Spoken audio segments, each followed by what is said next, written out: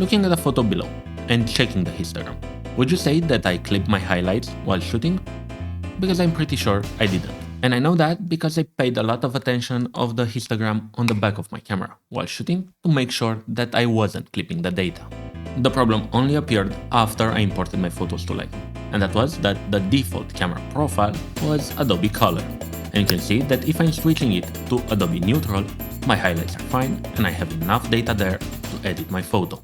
So camera profiles matter a lot more than you might think. They are the first edit that gets applied to any photo without you even realizing it, and are basically a translation layer between the raw file and your eyes. And that's why I wouldn't recommend you to start with Adobe Color.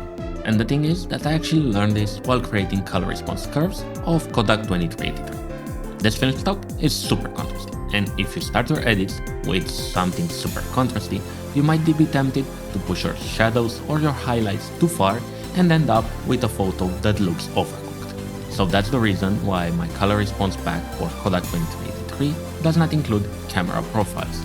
I don't want you to start with a super contrasty photo and end up overcooking your photos, but instead in that pack I have the color response curve baked into masks that you can apply on top of your base edits. And that's exactly what I used for this photo that I showed you as an example at the beginning of the video.